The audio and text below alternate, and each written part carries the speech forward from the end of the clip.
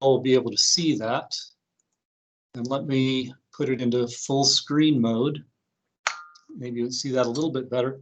So as I said, this is part of the Code of Conduct mandatory training, and this session is really been geared, because everyone I believe on this session is from the fire department, has been geared towards fire, because we're going to be talking about some examples, some case studies, some stories that have occurred recently with other fire departments throughout the country to sort of display how these things, how following a code of conduct, ethical principles, etc., are very important. Something else I might note is that you should have all received a copy of the county's code of conduct in the Evite that you received. Just want to make sure everyone has the most recent version of that. But I'll just tell you right now, I'm not going to spend a whole lot of time on the actual content of the code itself. What I am going to talk about are some of the principles and values that I think are behind the code and what goes into these concepts of having an ethical culture within our workplaces and environments. The title slide here, you can see, is our contact information. With most of us teleworking these days, the phone number is still good. We're now hooked up to Ring Central, and so you can always contact us through there. And compliance@bernco.gov is also a good email for us. It goes directly into our inboxes, and we're happy to invite you to use that for questions, concerns, inquiries you may have. So just a little bit of background here. The code of conduct that the county has adopted is a county ordinance. And I emphasize that fact because this is county law. And so to some degree, it is elevated beyond, say, policies or procedures or administrative instructions, which are easily changeable. The code of conduct has also been ingrained into the urban charter that the county adopted a couple of years ago. It's very, very difficult to now change it. In fact, it requires a supermajority of the commission to amend the code of conduct. But our code of conduct was essentially born out of state law known as the State Governmental Conduct Act, which in 2011 was amended to allow local governments to adopt their own codes of conduct, which is what the county did. And as you can see from the slide, it's been amended a few times. But one of the unique things that our code of conduct does is it created my office, which is the compliance office. And I'm sure many of you are familiar with our office because we've been in existence now for a little more than 7 years. And the things that we do, in addition to training and handling complaints, is we try to be a resource for every county employee, elected official, volunteers, to try to open up channels of communication for people when they have questions, when they have concerns, and or when they're just not quite sure where to turn, because part of the mission of our office is to try to resolve issues at the lowest possible level whenever we can. And if you were to look at the definition section in our code of conduct, you would note that my office is defined as an independent, neutral, nonpartisan office, which is dedicated to trying to improve not only the mission and the values, but also the perception of the county as an organization. And as we go through the content this morning, I'll be talking a lot about what goes into creating a proper ethical culture and some of the values that I think are contained within our code that we need to be mindful of each and every day. And especially now with everything that is going on in the world, not only with the pandemic, but with the elevation in the American conversation about issues regarding racial injustice and so forth, people working in government offices are under the microscope now more than ever. And the fire department, in my view, because I've gone out there and talked to many of you in the past, you occupy a very unique position within the county. And I say that because, and I know many of you know this already, you're one of the few departments where people are always glad to see you. Or at least almost always, because part of your mission is to protect life and property and so forth. And so when the fire department arrives, people are very, very glad, but that creates a unique burden, I think, to uphold the standards and the principles each and every day. So when we talk about these ideas of culture, what is it to have a culture of trust? And here is where I really and truly believe we all have a role to play to take responsibility for not only our individual ethics, but also the ethics of the organization, because the standards and the framework that we've set out in our code of conduct, that's the guiding behavioral principles. But there also has to be this internalization of those principles. And I think part of the reason why our code of conduct goes into such detail and talks about all of these aspirational principles, especially at the beginning, is it's trying to get us to internalize and understand that we should have these intuitions, if you will, about things that if they don't feel right, then there may be an issue here, there may be a problem here, and that is where I invite people to ask the question. Many times, part of what our office does is to simply field those questions about certain behaviors, certain things that may be going on in an office where people just aren't sure if it fits within not only the technical rules contained within the code of conduct, but also the aspirational principles that are contained within it. And one of the things that I've noticed recently is more and more frequently now, when I see disciplinary actions and investigations going forward, I see that one of the things that people are being cited for more and more frequently is violation of those ethical standards that are contained at the beginning of the code of conduct.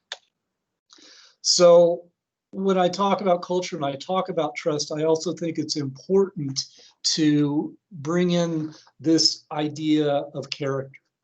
And there's an old saying that character is what we do when no one is watching. You could replace character with ethics, morals, etc. And I think now in the modern era, we could almost turn this a little bit and say that character is what we do because everyone is watching. And a little bit later on in the second half, I'll talk about how character has been drawn into question with other departments throughout the country based on observed behaviors of different fire departments. But I also say that in the sense that with the technology that people have these days, we have to operate as though we're being taped or recorded all the time, because in many instances we may be, even if we're not in an environment where, let's say, there are cameras set up in our offices and so forth. We have to understand that everybody has the ability to videotape and record us on their cell phones and so forth. In fact, many of you may have seen the story that happened just over the weekend in Georgia involving some law enforcement officers there who were videotaped acting inappropriately, immediately went on social media, went viral, and at least one of the officers involved has already been fired for excessive use of force. So we need to understand that that is the environment that we are living in today, because our character is what others learn about us, but it's also what we learn about ourselves.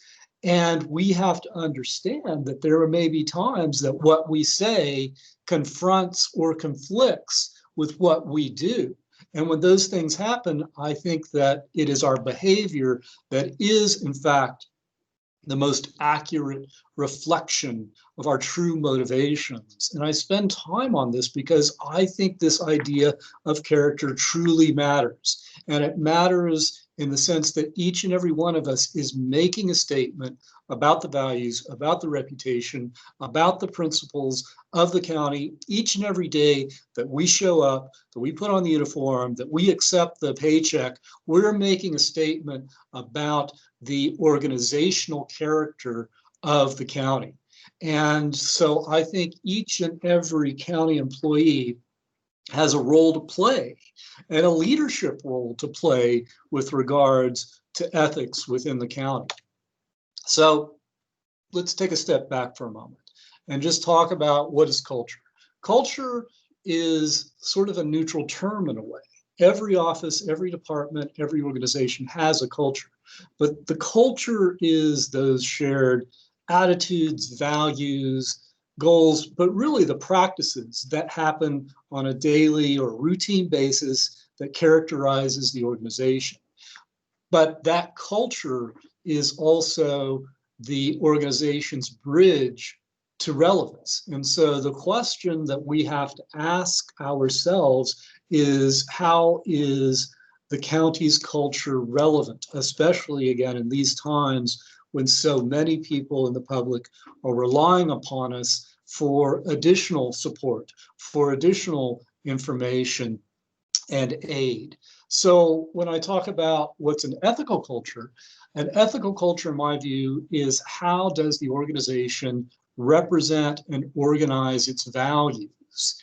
And oftentimes what is displayed is what we consider the unwritten code, which employees learn either by observing what other people are doing or by doing what they're told. And I'm often fond of saying, look, I can pass out as many codes, I can have as many PowerPoint presentations and trainings, but at the end of the day, the two things, and this is true of any area of employment, the two things that employees will act upon most consistently is doing whatever they are instructed to do by a manager and doing whatever their coworkers are doing.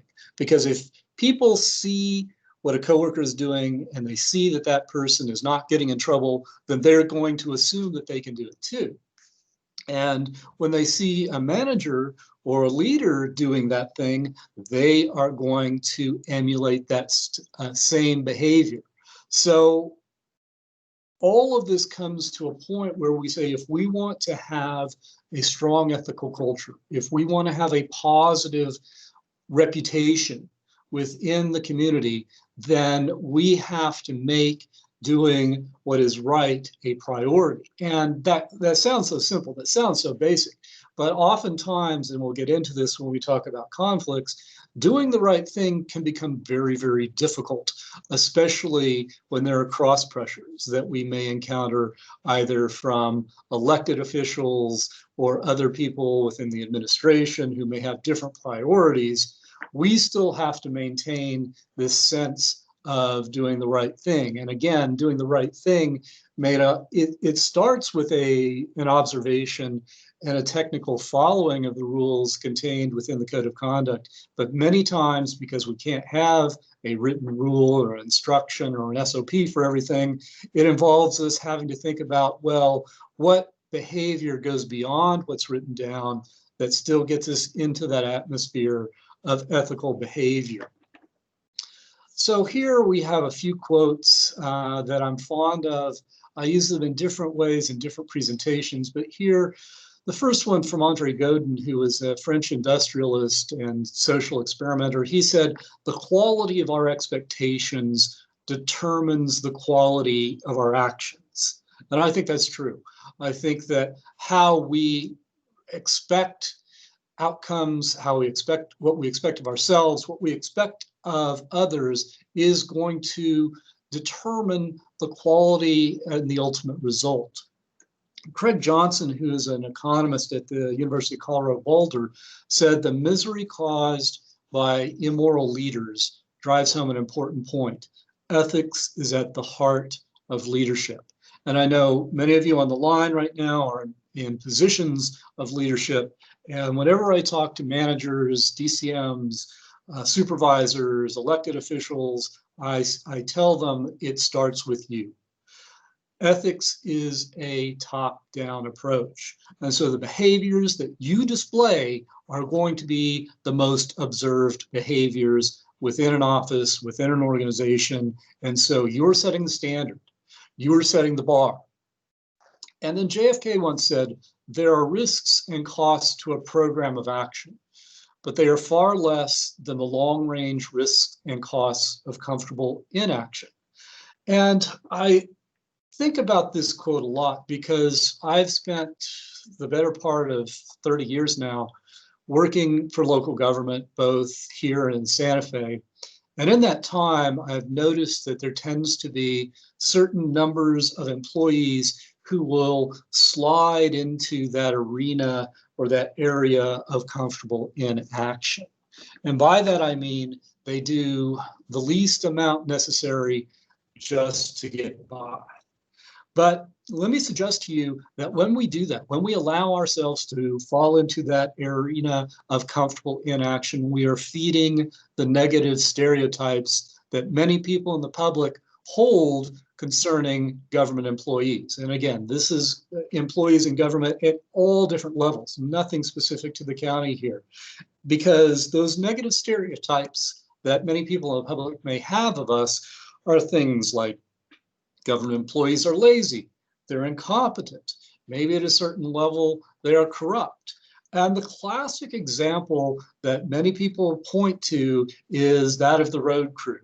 And the stereotypical, you're driving down the road, you see the road crew working, and there's one person digging the ditch and three people standing around watching. Well, that is a perception.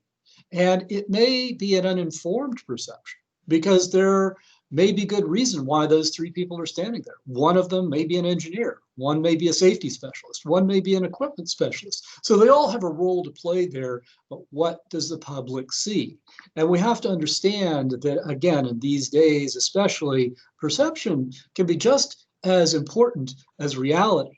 But as well, when we have those opportunities to engage with the public, we should use those chances to educate them about our rules, about our responsibilities, about what we can and cannot do. And again, when I get to some of the case studies in the second part of the presentation, we're going to talk about how matters of perception tend to be those things that are picked up on more and more frequently by media, social media, etc. So when I talk about organizational or systems ethics, again, we're talking about those standards and expectations of behavior that may be distinct from our individual personal ethics, but organizations, just as individuals, have behaviors and they have ways of treating each other. And so one of the examples that I've noticed recently, because I've been following some of the news and listening to some podcasts about the unemployment impacts that have occurred because of the pandemic over the past several months in this country and elsewhere.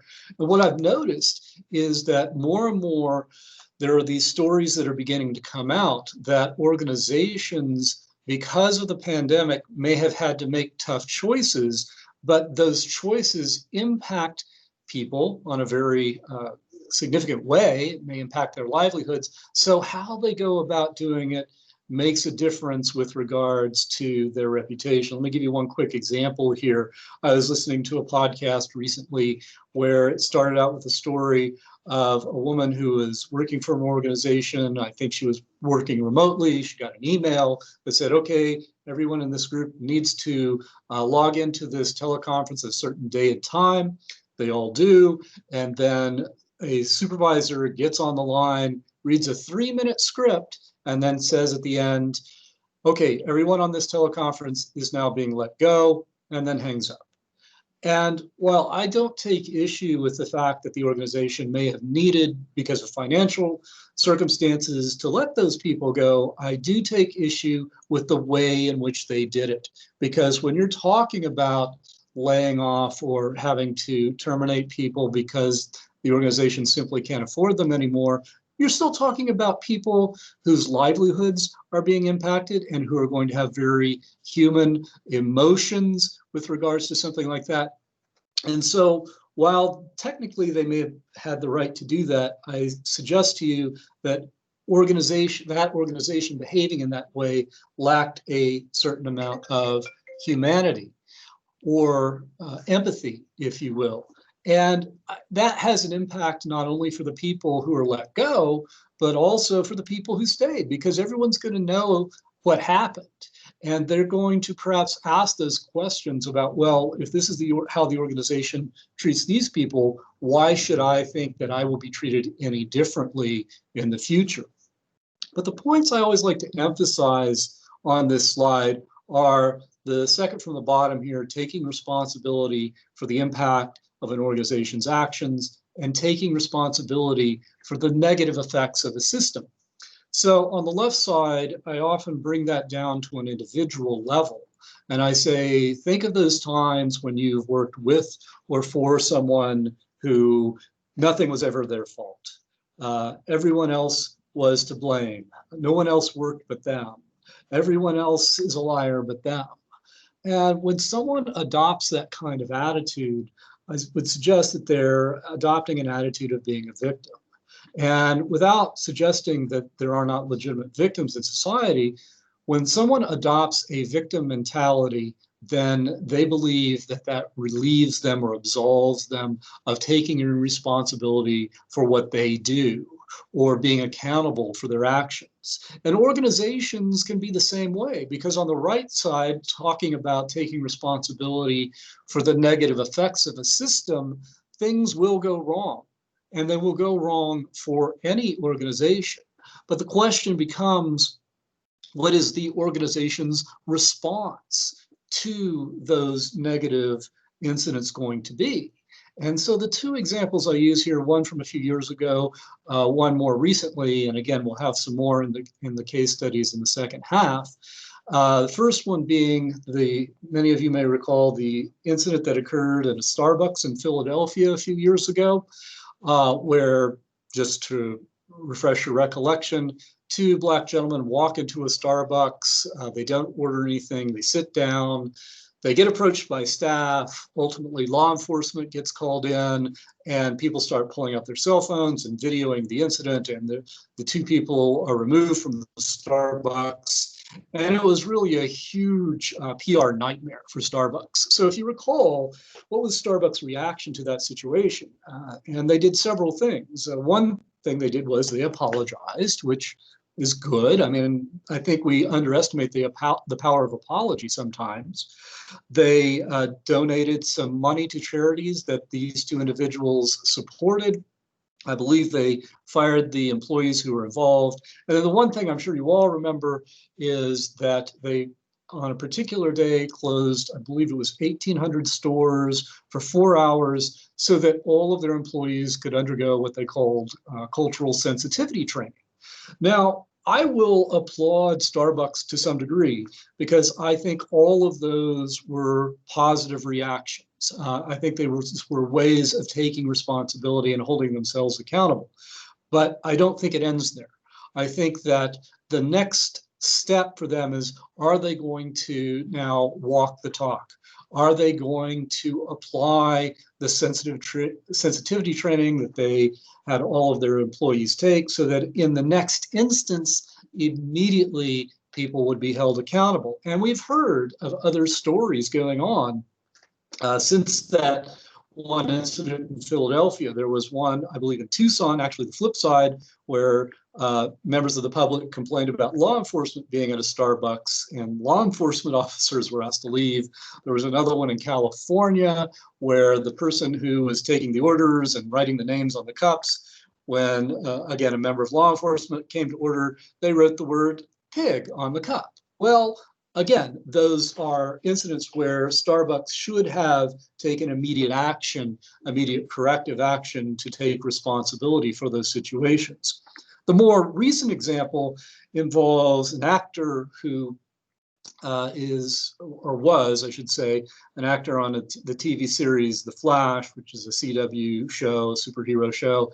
And it turned out, and this happened after the George Floyd incident and all of the protests had started, it turns out that he had posted some very racist, misogynistic comments on social media in the past. And when these comments came to light, the reaction of the network was to immediately fire him off the show.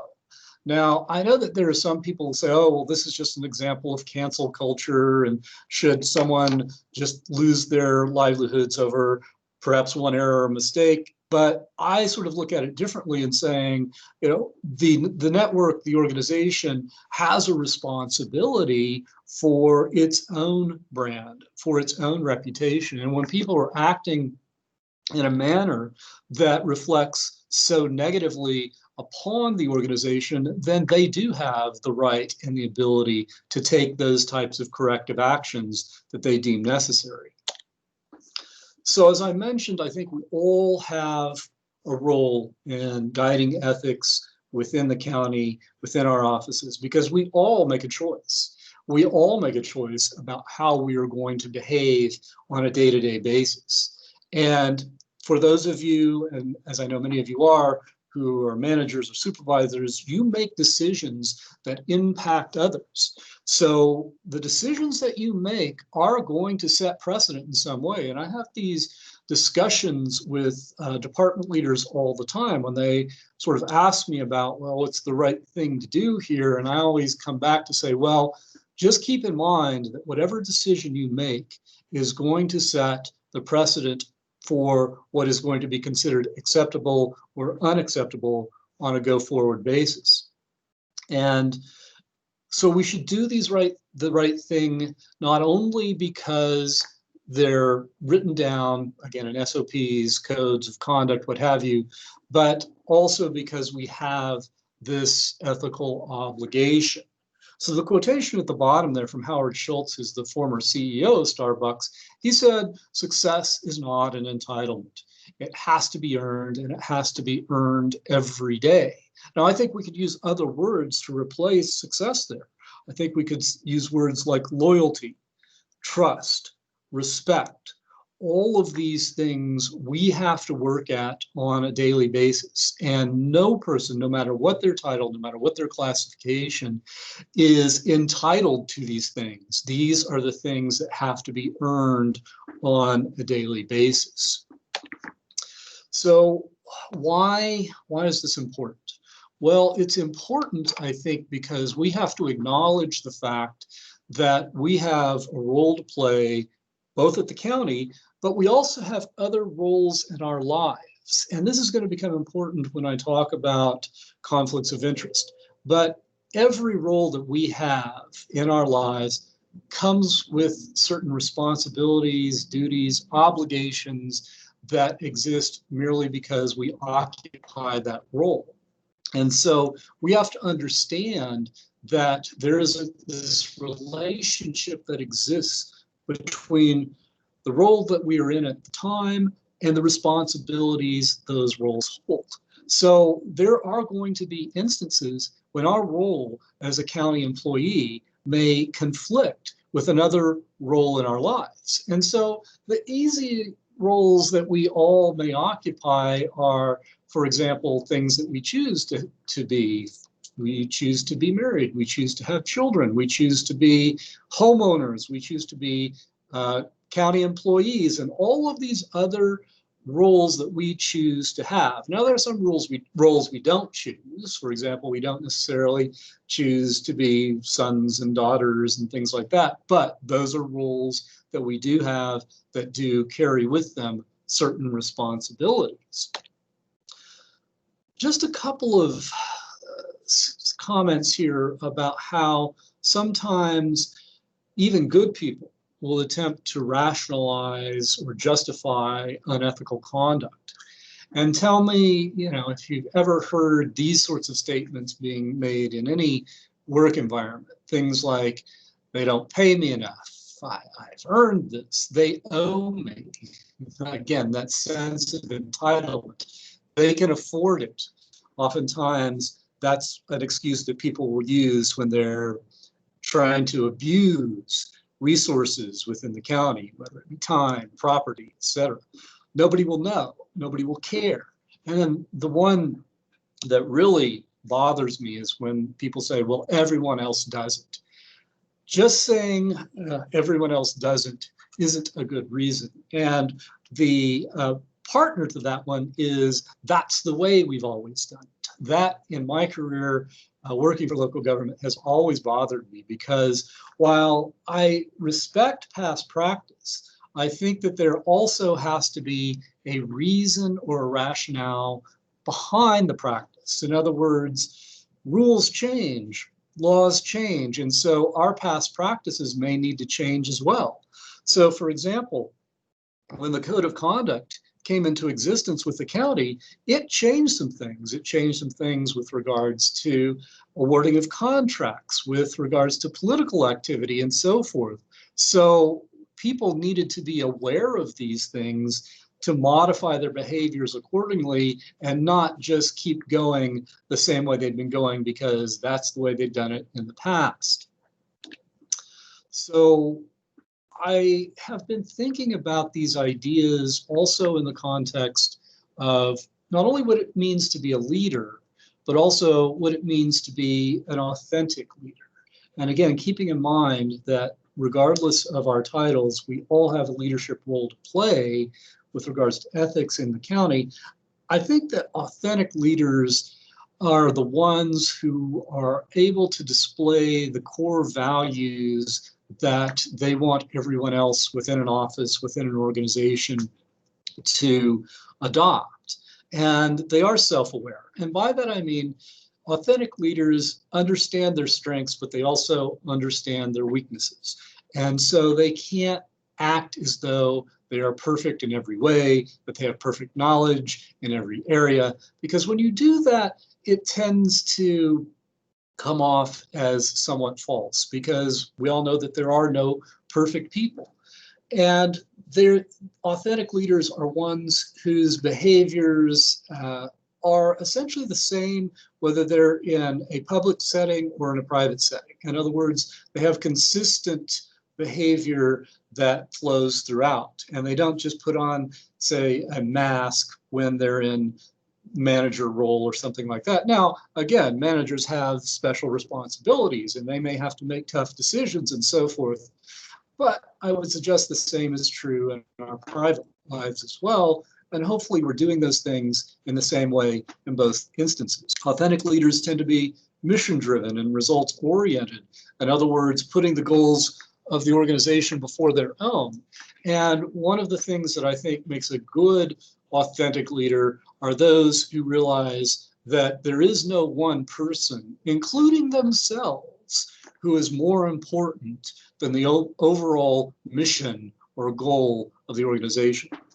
Learning to lead with their heart and their mind. I mentioned this already, but I do think that empathy has a role to play in becoming an authentic leader. And just as with that example I used a few moments ago about the 3-minute phone call where they let everyone go, again, I take no issue with the fact that they had the right to do that, but did they do it in the right way? Were they thinking not only rationally, but also empathetically, understanding that the people that they were communicating this really bad news to were going to have very human emotions, and they might need to take that into account in the way they present that message. And then finally, having a focus on the long term and taking the time to nurture those around them, to develop their skill sets, because when you do those sorts of things, when you encourage employees around you to be better, when we encourage each other, and I think that is especially important now during this pandemic, especially as an organization, we need to, at the county, be willing to collaborate more, to break out of our silos, and to encourage all of us to rise to these unique challenges that are currently being put before us.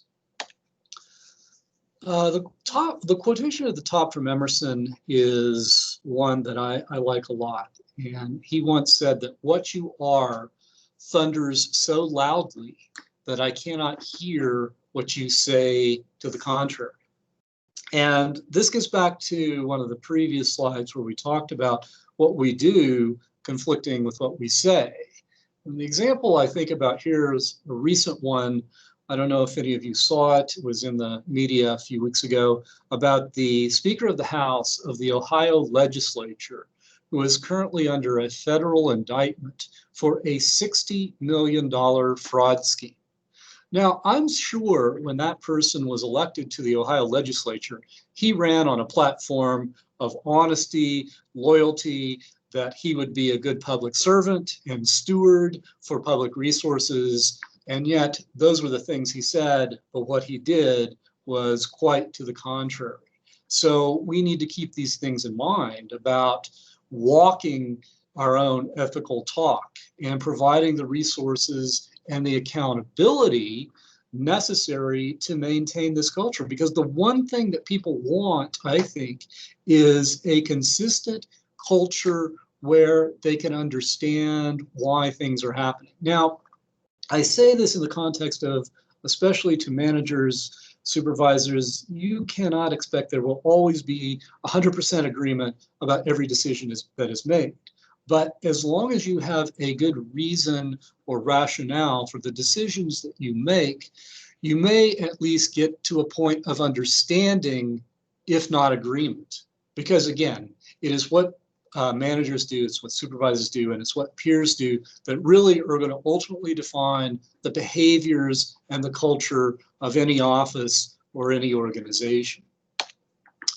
And that's why I say this counts. Management counts, because no matter how educated, talented, rich, or cool you believe you are, how you treat people ultimately tells all. And this gets us to this notion of integrity. And again, how we treat individuals, how the organization treats employees, all of this folds into the character of an organization and the amount of integrity that we have with the decisions that we make and that the actions that we take each and every day. And again, I say to you all, in the public, or the public safety arena, what you do is going to impact people's lives and impact people's properties. And so always acting in a way that is beyond reproach is going to be so necessary for maintaining the public's trust and confidence in the things that we do. So there are things that I think that are easy to do that managers should say and do to their employees on a regular basis.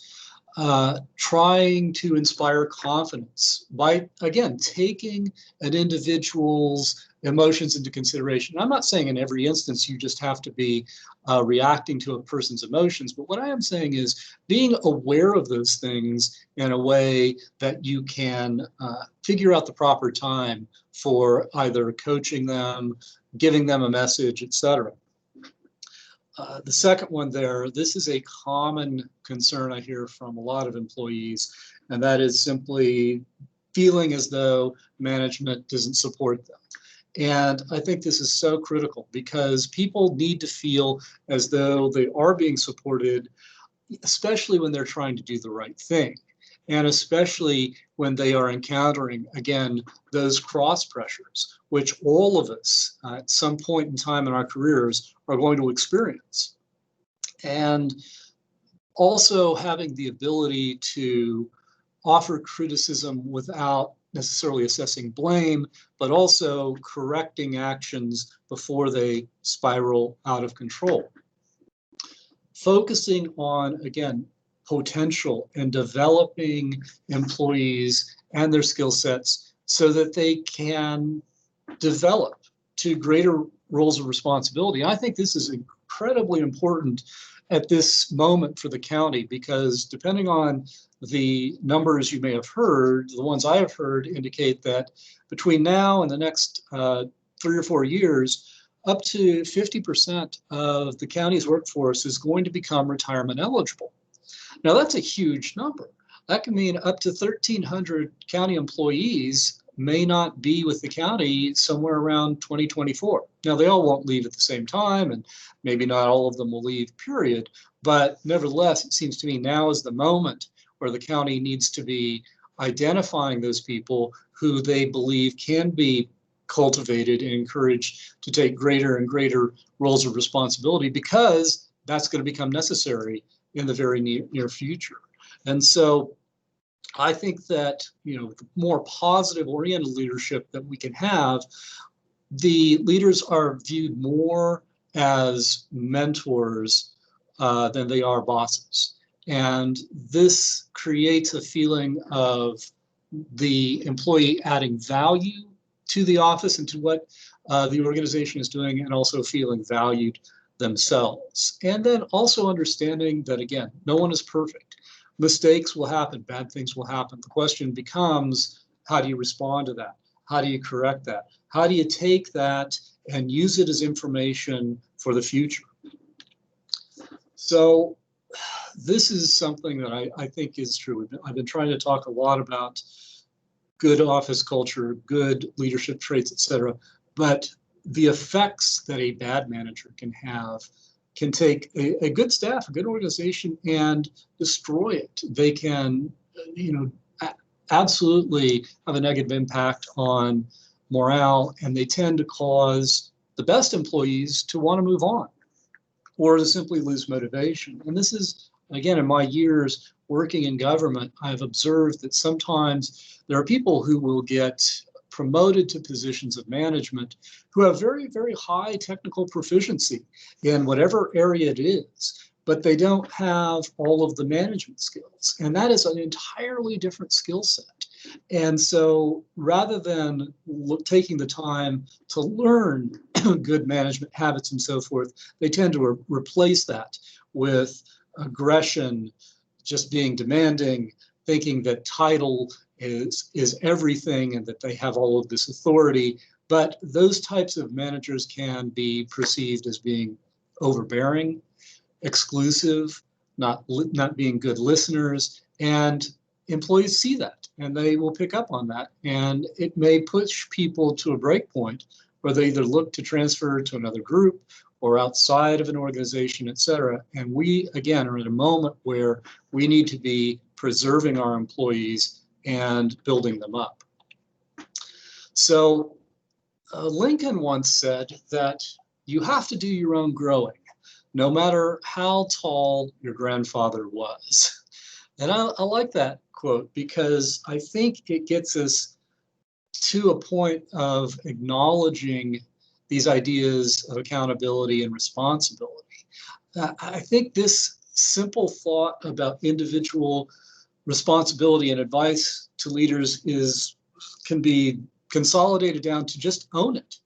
I mean, own situations, own circumstances, whether it be involving your own behavior or the behavior of those people who you are responsible for.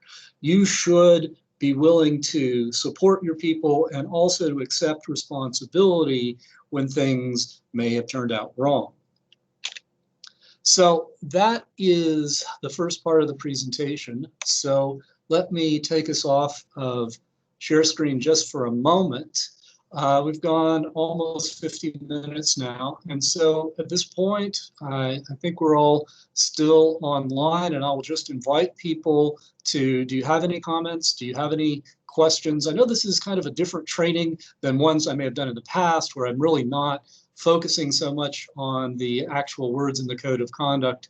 Again, this is really more of a meditation about what goes, in my view, into good leadership and management skills. So anyone have anything to comment on at this point?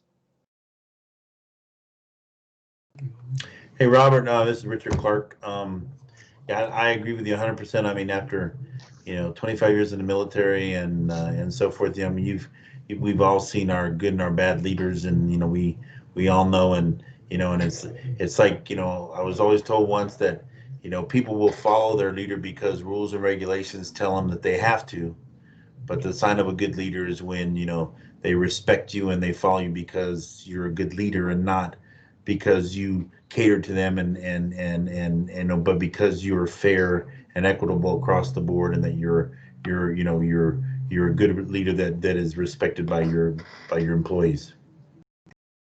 Yeah, I agree with that. And I think that the best leaders are the ones that people will follow because they want to. And sort of regardless of title or authority, because these are the people who inspire trust, inspire loyalty, and that people want to associate with and who do want to follow their lead. So thank you. I agree entirely with your comments. Anyone else? See, everybody's microphone is muted, so I hope you're still online with us. Well, if there aren't any other questions or comments, let's break here. Let's take about a 10-minute break. I've got it at 9:50 right now, so let's all be back online at 10 o'clock.